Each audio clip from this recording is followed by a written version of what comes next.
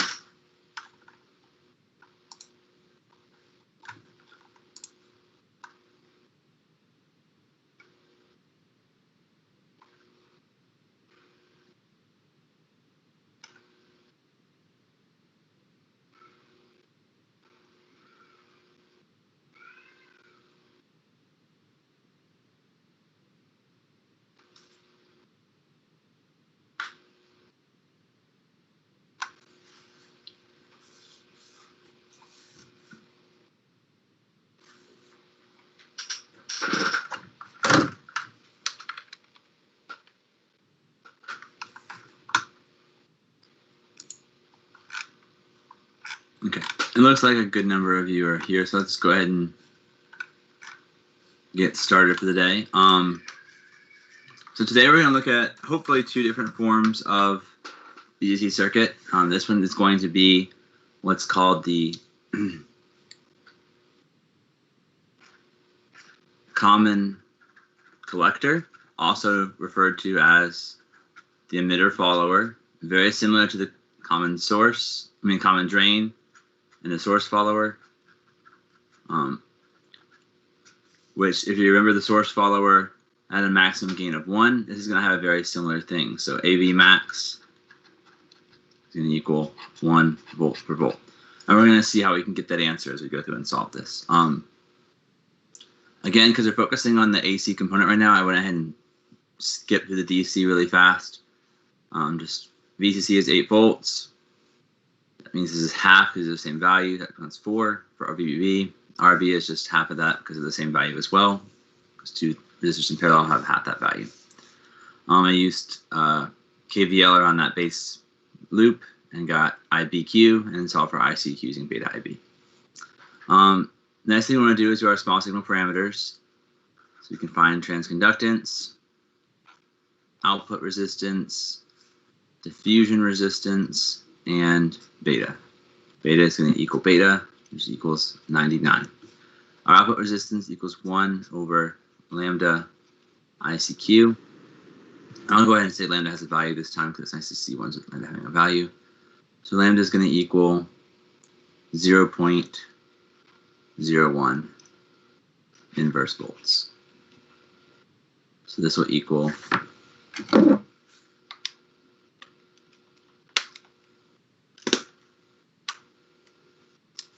134.68 kilo ohms.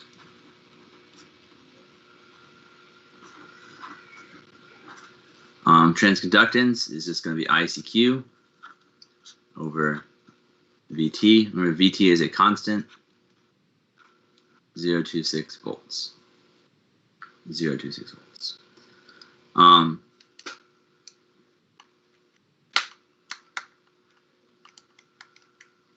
So that equal 28.56 milliamps per volt, and the diffusion resistance is beta VT over ICQ. You could also make it equal to VT over IBQ. It's completely your choice. Just either one works.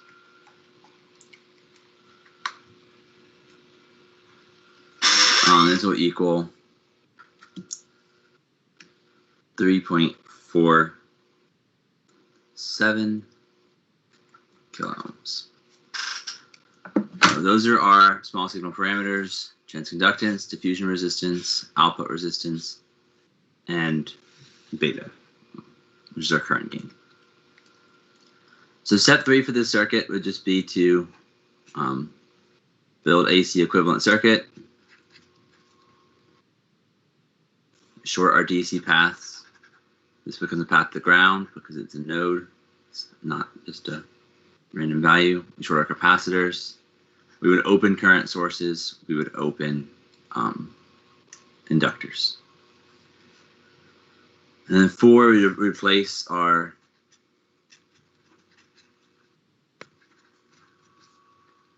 with AC equivalent or small signal equivalent.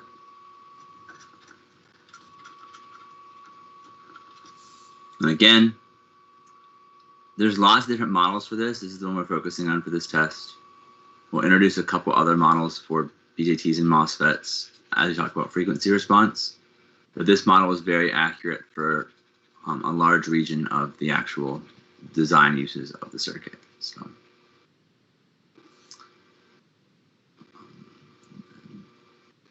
that just becomes a resistor between base and emitter, diffusion resistance. Then we have 2 paths between collector and emitter. We have our controlled current source, and we have our output resistor.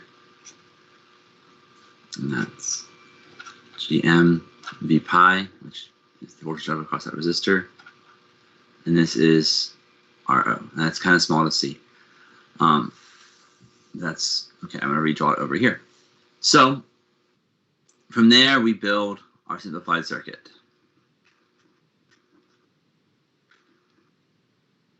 And so I like to start with VS. I'll start with VS over here.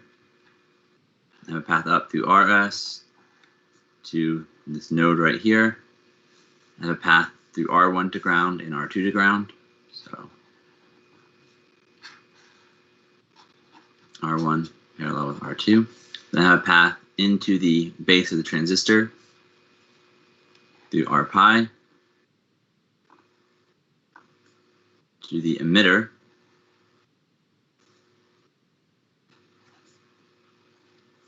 Then I have a path from the emitter to V out, so straight over to V out. I have a path from the emitter to ground through RE, emitter to ground through RO.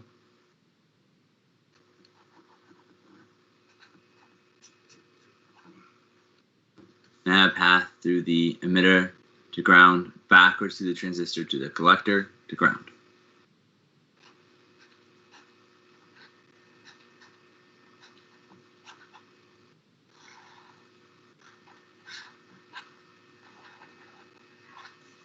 But remember, this arrow always points from collector to emitter. So we have our arrow pointing from collector to emitter. And this is GM V pi or VBE, where V pi is just this voltage drop across this resistor. Or you could call it beta IB. And then from here, we would solve the circuit, just like we've done numerous other times. But the circuit's a little bit different. So I'm gonna, nope, that is the wrong circuit, so ignore me there. I will not do that. Copied the wrong circuit over. Okay, so from here, we solve. And so we know that V out is going to equal beta IB, because beta IB is going to be easier for us to use in this case, plus IB times RO in parallel with RE. And if you're curious why I did that, we have beta IB going into this emitter node right here. We have IB going into this emitter node right here. This is IE. IE is what's going through these two resistors right here. And so we actually have beta plus 1 IB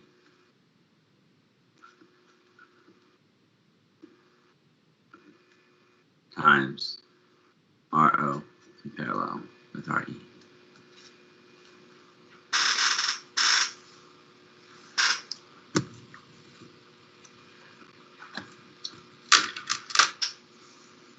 From here, we have to, again, kind of look at how the rest of the circuit's set up. And so we're going to have to find the value for VB and VE. Oh, no, we don't. Let's not do it that way. We don't find the value for IB. Sorry.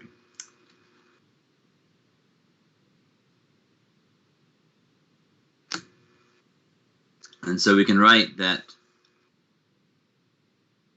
the voltage at node B is equal to IB times R pi plus V out,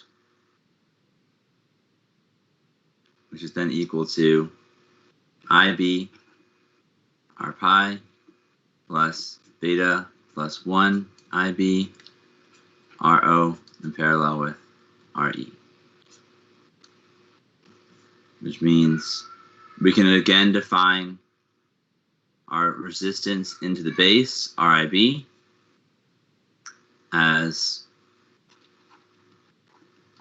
VB over IB is going to equal R pi plus beta plus 1 times RO in parallel with RE.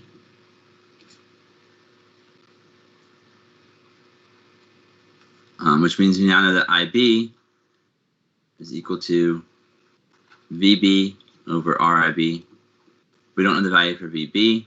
Again, we can do what we did previously and say that VB is just voltage divider of VS times RI, where RI equals R1 parallel with R2 parallel with RIB divided by RS plus RI. Plug that back in. We now have a way of writing V out in terms of VS. I'm just going to write it right here, and then we can say that V out equals beta plus 1 RO in parallel with RE divided by R pi plus beta plus 1 RO in parallel with RE times RI over RS plus RI times VS, which means our gain, AV, is just all of that with VS brought over.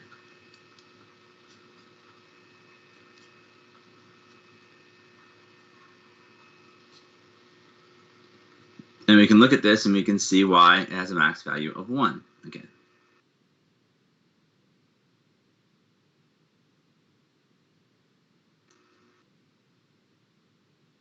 Because in this case, this is a max value of 1, and that occurs when Ri is much greater than Rs. And this has a max value of 1 when beta plus 1, Ro in parallel with Re, is much greater than R pi, in which case AV would equal 1. So for our particular circuit, we can plug in our different values. We'll find that RIB, all those things we can go ahead and solve for. So that's going to equal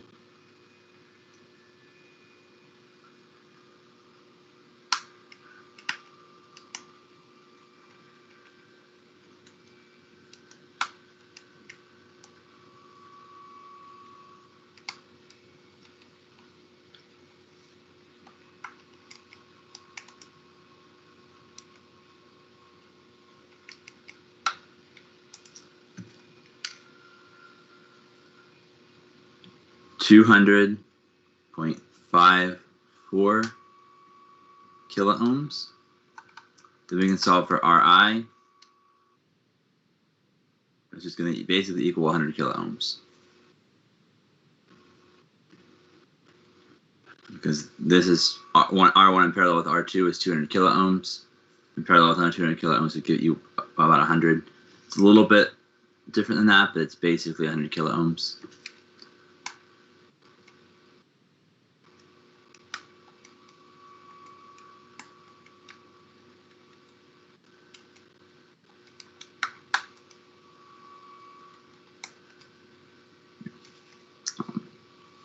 It's a good approximation, if nothing else.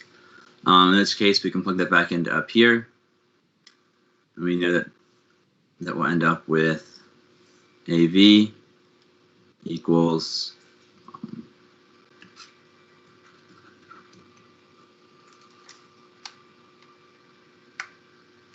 should have written that down, sorry.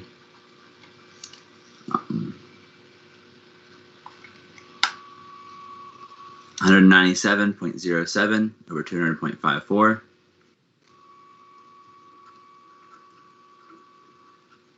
times 100 over 0.05 plus 100.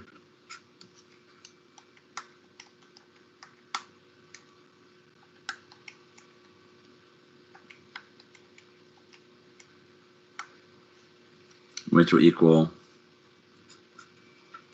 0.98 volts per volt. Again, I like to solve these symbolically as I work through them, and then I end up putting things in at the end. It lets me see my math works out the way I expect it to. If you don't like to do things symbolically, you want to do things with numbers the entire time, feel free to. I think it's easier to make a mistake that way, but however you learn best is okay with me. I don't have you to follow anything like that. The more equations you write that I can easily follow, the better off I can do with partial credit if you are doing a partial credit exam. But since it's a multiple choice, it doesn't make a difference at all to me. Any questions on this circuit?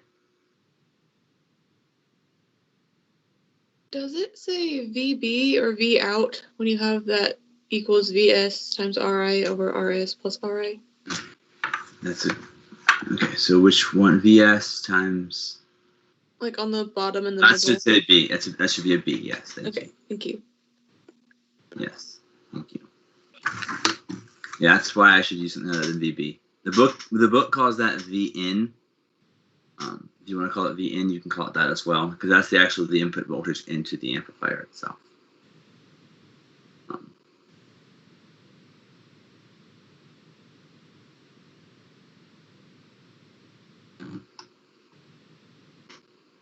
Any other questions?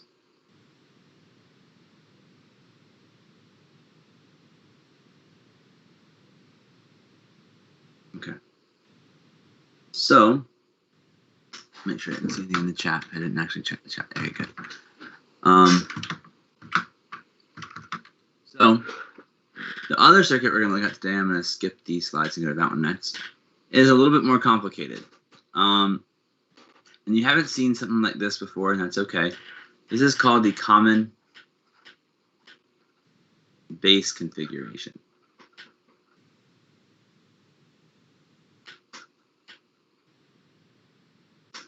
In this case, the base is essentially wired to ground. So VB Q is approximately 0. V little b will be equal to 0. There's a path through this capacitor to ground. There's resistor and capacitor here to prevent the buildup of static electricity, but essentially this base right here is wired to ground. And instead, we have a positive value on the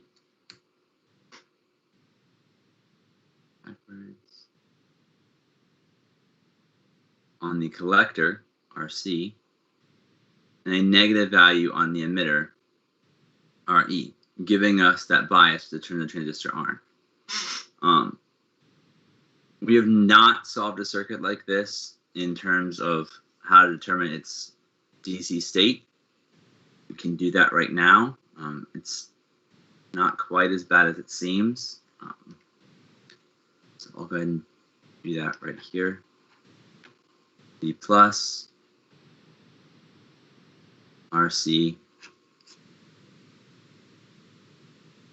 RE, ground, not to ground. Okay.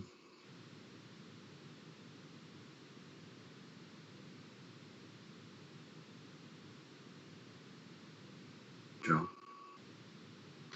Again, do RE to node V minus. And this is just RB and ground.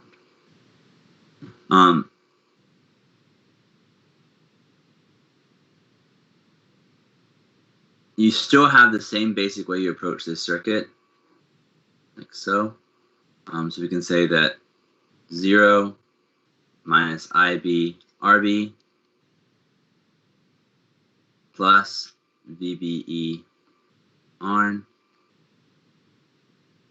plus IE RE equals negative V minus.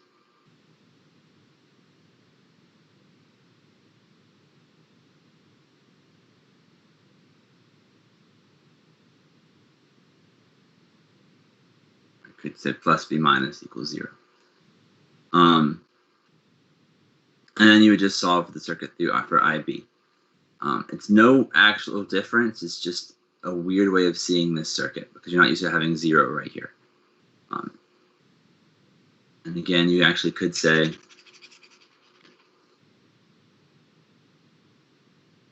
plus V minus equals 0. And so you can plug in some values and say this is 200 kilo ohms. This is 1 kilo ohm. Let's say beta is 89. So I like to get at least somewhat multiples of 10. And then VBE ARN is 1. And then V minus equals negative 5 volts, which is a very common value. And then we could plug this back in again and say IB times 200. Not minus, it should be plus. I apologize for that.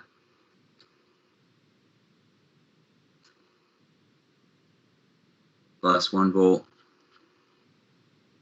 plus beta plus 1 IB, so 90 times 1 kilo ohm times IB plus negative 5 volts equals 0. IB is going to equal 4 volts over 290 kilo ohms.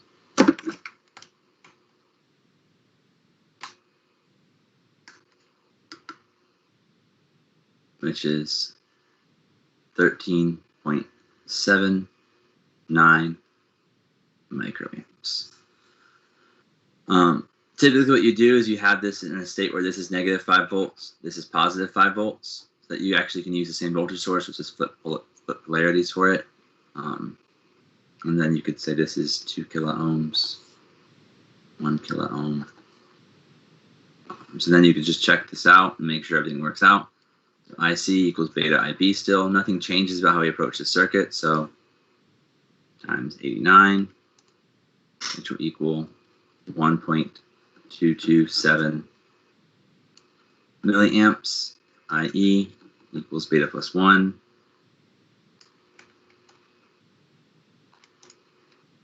Which equals 1.24 milliamps.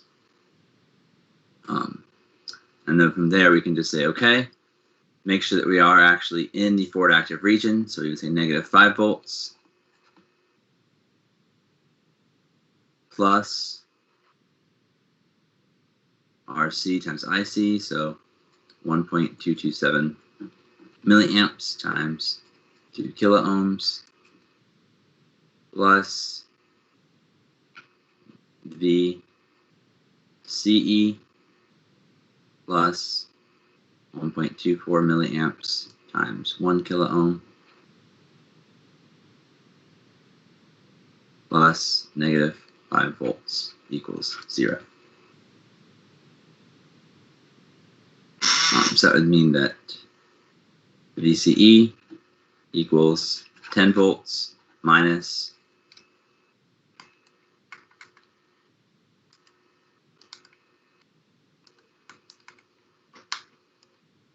3.69 volts, which equals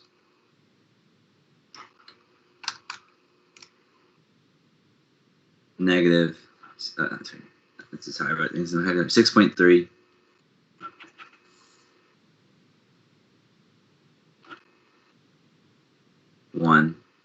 volts. So that would mean we are in forward active. Again, this is just a DC analysis. It's just you hadn't seen it before. You just ignore everything over here, and just focus on this. And then if it helps, just draw it in a way that makes more sense to you. This becomes an open circuit as well. And so it's a little bit more of an approachable circuit that way.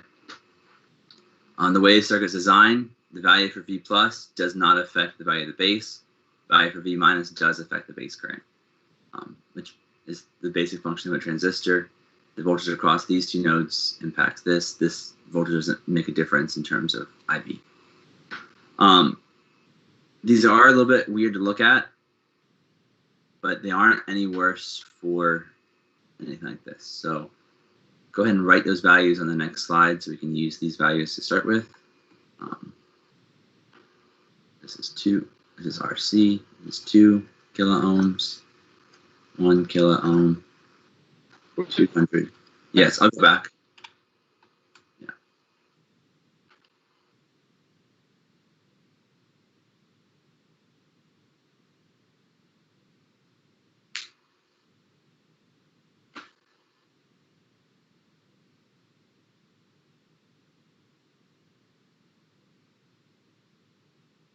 Thank you. No problem. Now, for these types of circuits, I will always say lambda equals 0 inverse volts, or VA equals infinite volts. They both mean the same thing. Our output resistance is infinite. So ICQ is 1.227 milliamps, which means our transconductance is going to equal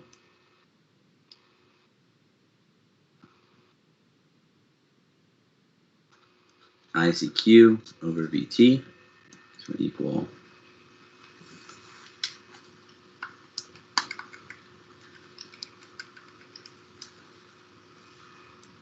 47.19 milliamps per volt. Our diffusion resistance, R pi, is going to equal beta VT over ICQ.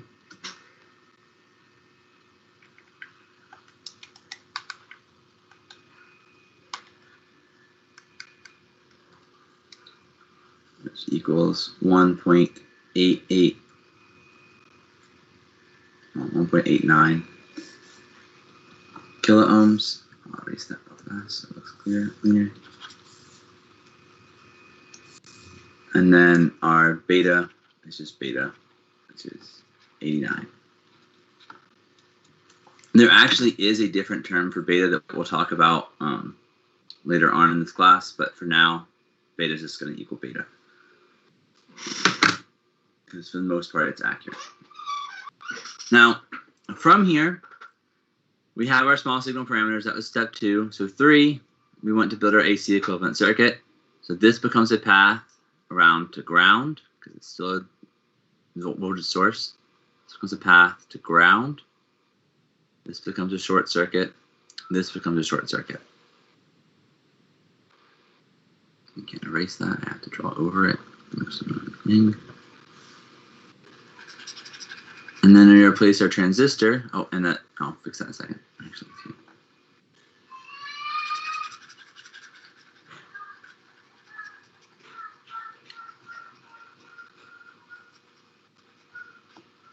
okay.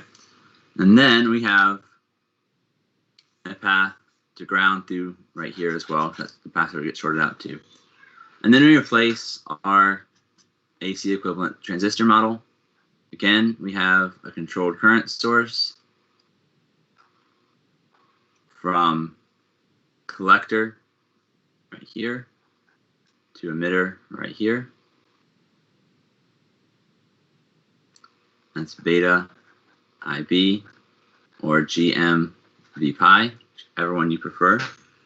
We're actually going to work with GM V pi this time because it's a bit easier for this circuit, but everyone's a little bit different. And we also have a resistor going from the base to the emitter that is our diffusion resistor, R pi.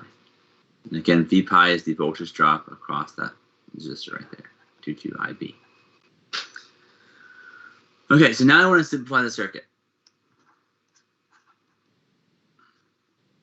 And this circuit's kind of weird, to say the least. So we're going to have V out. I'm actually going to work from V out, working right to left this time, just because I think it helps me to do so. You don't have to do it this way. You can always work left to right if you want to. You'll reach the same location.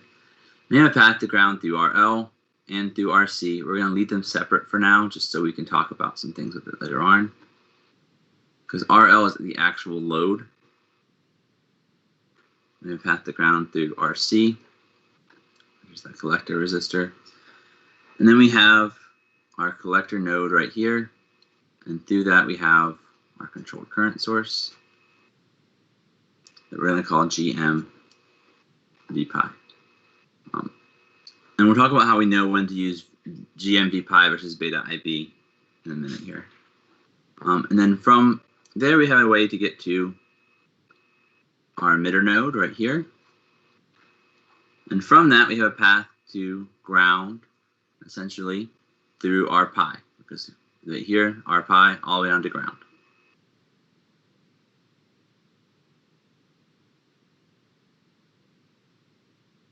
We also have a path to ground through RE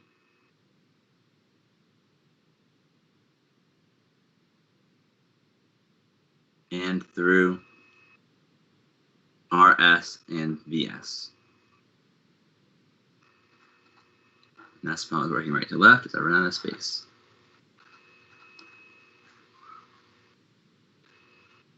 And we can actually define V pi, and this is something we have to make sure we take into account. The base is now at ground.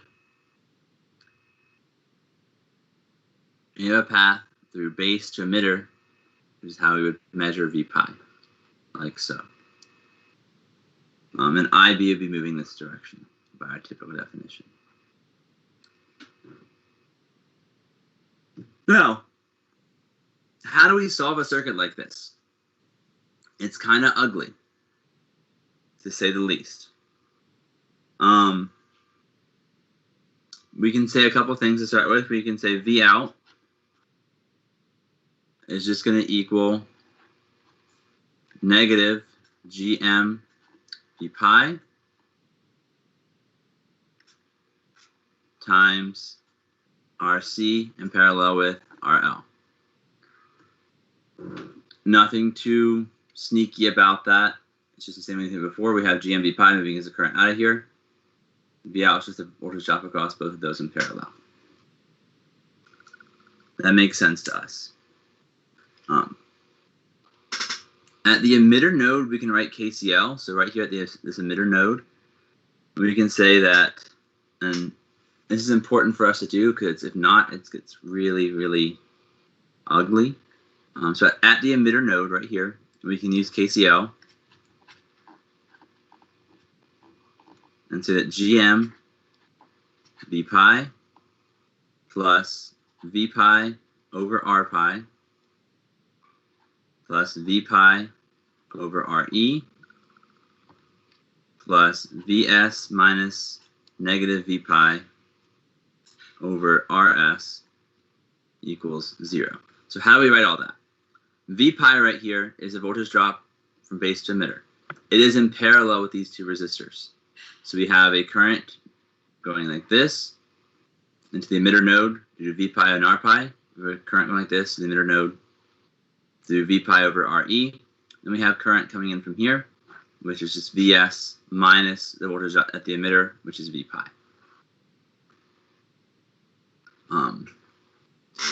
And from here, we're going to actually take advantage of some other things we know. I said we're going to work with GM V pi. We are working with GM V pi. However, it's also helpful for us to work with beta IB because GM R pi equals beta.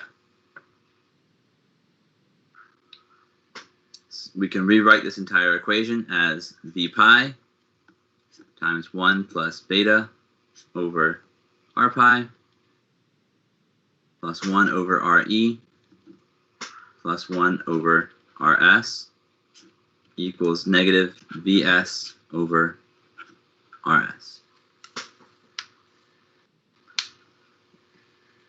Which allows us to go back to this V pi right here and say that V pi equals negative Vs over Rs. And this is what is nice about this. We're dividing everything by this. So we end up with 1 over Re plus 1 over Rs plus 1 plus beta over R pi inverted. What does this equation look like?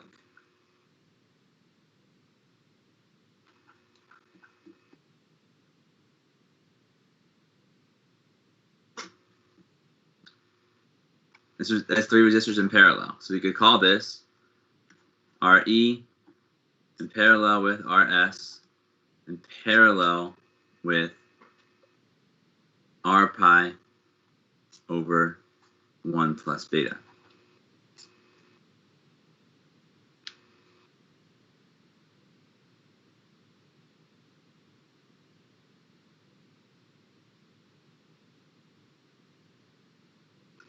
Then we can plug this right here back into our initial equation for V out and say V out equals, we now have two negatives, so we don't have a negative anymore, GM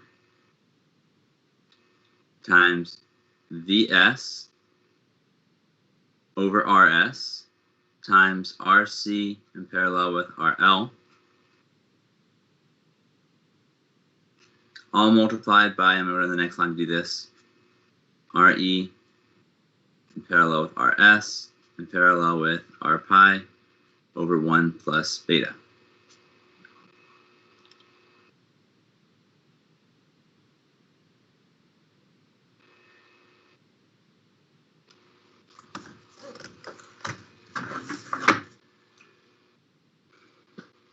Okay. Another thing we can do to make our life a little bit easier is we can say that as Rs approaches 0, so we hit the limit of this equation. As Rs approaches 0, we're not going to make you do it. Essentially, these two cancel each other out because as Rs gets smaller and smaller, it dominates this equation. And we end up with V out equals GM VS times RC in parallel with RL. Which means for small RS, V out equals, or sorry, not V out, we're already there.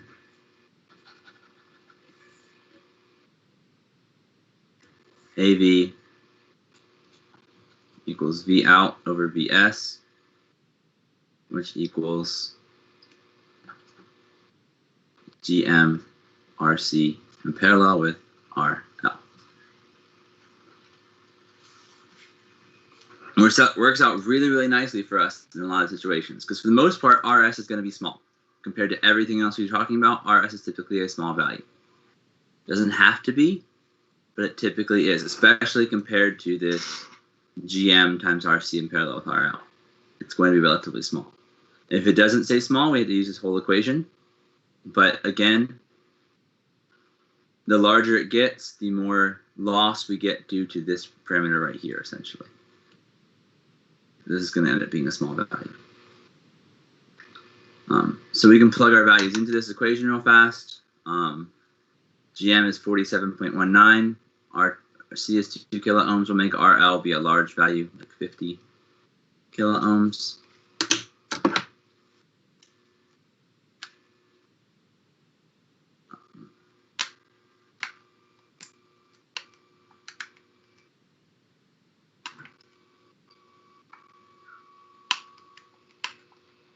And for our circuit, we have a very large value for AV equals 90.75 volts per volt. A couple things I want to say about this circuit before we move on. Well, moving on is kind of the wrong term. But a couple things I want to say about the circuit. For one, again, RS has to be small for us to use this approximation. If RS is not small, we end up with a very, very, very different value. It gives us a very, very large, this is going to give us a very large value. But if we actually kept diving into things, which we're not going to do today, our current gain, A sub I, which we haven't done yet, which is why I'm not doing it today, is actually going to be approximately equal to 1. So this is a large voltage gain, but a flat current gain. There is no current gain in this circuit. This is basically a current follower. So this is an isolator for current as opposed to for voltage. And also, the thing we can look at is we have a very large voltage gain, but we do not have a phase shift in this case, which is very nice for a lot of applications. You don't have to deal with the phase shift that occurs due to the common emitter configuration. So there's lots of different applications with it. It's a bit of a different circuit to look at. And it really relies on you being able to write this KCL equation. Again, because coming into this node, we have this current right here, which is, again, GMV pi.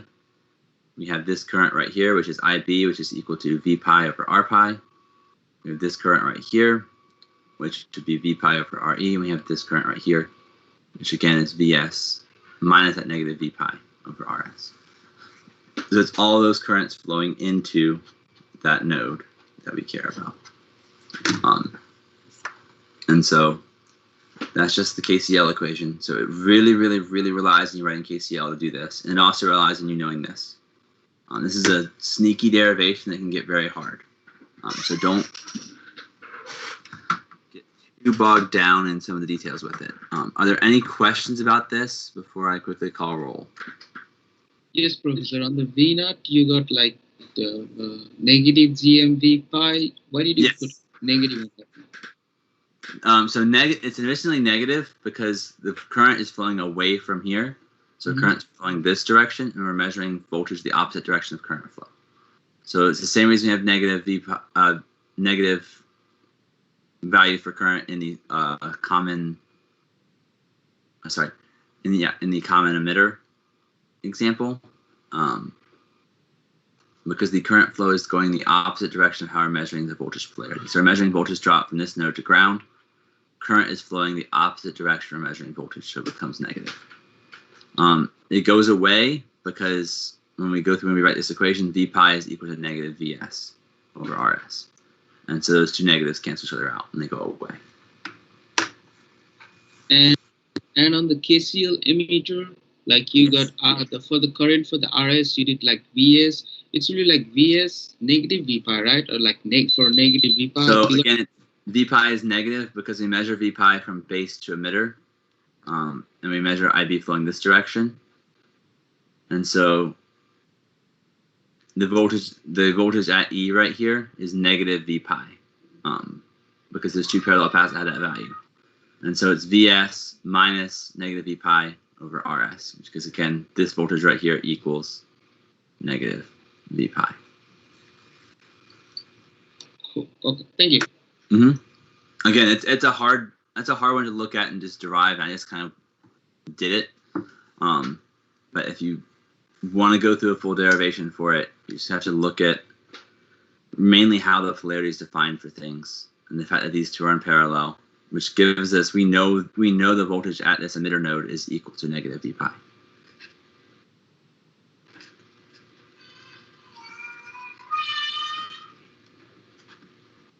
Which is how I did all that. Any other questions? Okay. I quickly need to call roll for whoever's in class, and then I'll be free to go for the day. Team win.